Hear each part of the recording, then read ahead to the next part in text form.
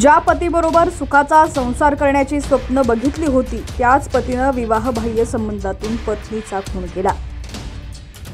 घटना पूर्ण पाहूया त्याआधी तुम्ही HPN मराठी न्यूज चॅनल पहिल्यांदाच पाहत असाल आणि अजूनही चॅनलला सबस्क्राइब केले नसेल तर नक्की सबस्क्राइब करा, जेणेकरून आमचे अपडेट्स लवकरात लवकर तुमच्यापर्यंत पोहोचतील।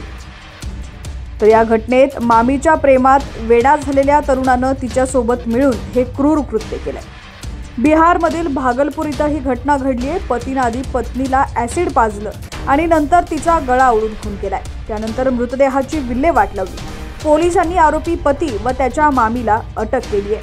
ही दुर्दैवी घटना नवगछियाच्या रंगरा पोलीस स्टेशन परिसरातील जहांगीरपूर बैसी गावात घडली आहे। या ठिकाणी राहणाऱ्या फैयाजचं लग्न खारीक पोलीस ठाणे हद्दीतील रहिवाशी शबनम खातून हिच्याशी 2 वर्षांपूर्वी झालं होतं। काही दिवसानंतर शबनमला तिचा पती फैयाजचे त्याची मामी रीना खातूनशी विवाहबाह्य लैंगिक संबंध असल्याचा संशय आला। तिने या गोष्टीला विरोध केला। पत्नीनं विरोध केला असता फैयाज आणि त्याची प्रियसी मामी यांनी शबनमला मारहाण करण्यास सुरुवात केली। तिला सासरच्या घरी ठेवण्याच्या बदल्यात त्यांनी 1 लाख रुपयांची मागणी केल्याचा आरोप आहे। शबनमच्या कुटुंबियांनी दिलेल्या माहितीनुसार त्यांना त्यांच्या मुलीच्या सासरच्या मंडळींनी अचानक अशी बातमी दिली की त्यांच्या पायाखालची जमीनच सरकली। 4 ऑगस्ट रोजी शबनमची आई शमीमा यांनी फैयाज व रीना यांनी त्यांच्या मुलीची हत्या करून मृतदेह गायब केल्याचं कळालं।